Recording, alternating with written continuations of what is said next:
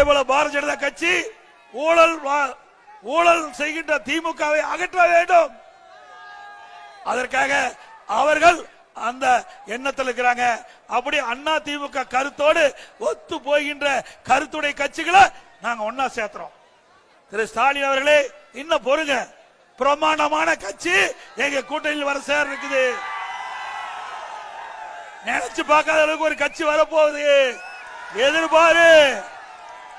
234 தொகுதியில 210 தொகுதி அண்ணா திமுக கூட்டணி வெற்றி பெறும். அண்ணா திமுக பெரும்பான்மை இடங்களை வெற்றி பெற்று தனிப்பெற ஆட்சி அமைக்கும். மக்களுடைய செல்வாக்கு இழந்த கட்சிக்கு இந்த தேர்தலில் ஒரு தகுந்த பாடத்தை புகுட்டுங்கள். திமுக குடும்ப கட்சி, அது ஒரு கார்பரேட் கம்பெனி கட்சி அல்ல. திரு கருணாநிதி, திரு ஸ்டாலின், திரு உதயநிதி, இப்போ இன்பநிதி வர்றாரு. ஒரு அமைச்சர் சொல்றாரு, கேவலம் மூத்த அமைச்சர் பேரம் மாதிரி இருக்காரு உதயநிதி, அவர்கிட்ட கேட்ட போய் திறந்து விடுறார், டோர் போய் திறந்து விடுறார். பதவி எப்படி எல்லாம் காப்பாத்துறாங்க பாருங்க. திமுக பரிதாபமான நிலைக்கு போயிட்டு அந்த அமைச்சர் சொல்றாரு, இன்பநிதி வந்தாலும் நாங்கள் ஏற்றுக்கொள்வோம். அப்படிப்பட்ட அடிமை கட்சிக்கு தேவையா தமிழ்நாட்டில்? என்ன வாரிசு அரசியலா?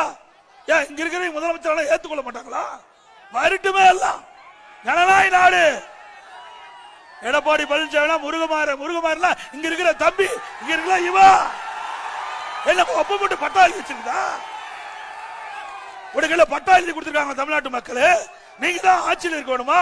ஒரு வார்த்தை இப்ப நான் சொல்றேன், எனக்கு பின்னால எங்களுடைய இயக்கத்தில் இந்த கட்சிக்கு உழைக்கிறவங்க, விசுவாசமா இருக்கிறவங்க யார் வேணாலும் பதவிக்கு வர முடியும். ஒரு வார்த்தை சொல்லு பார்க்கலாம். எங்கேயாவது ஒரு கூட்டத்திலேயாவது எங்க குடும்பத்தை தவிர திமுகவில் உழைக்கின்ற நல்ல பண்புள்ள ஒருவருக்கு நாங்க உயர்ந்த பதவி கொடுப்போம், திமுக கட்சியில தலைவர் பதவி கொடுப்போம், திமுக ஆட்சிக்கு வந்தா முதலமைச்சர் கொடுப்போம் ஒரு வார்த்தை சொல்லு ஸ்டாலின். முடியாது.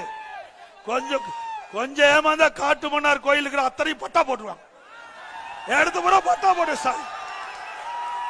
ஆமா, மன்னராட்சி வந்துட்டா என்ன பண்ணுவீங்க? மன்னராட்சி வந்துட்டா அவன் சொல்றதால நம்ம கேட்க வேணும். மக்களுடைய உரிமை போயிருமே, ஜனநாயகம் போயிருமே.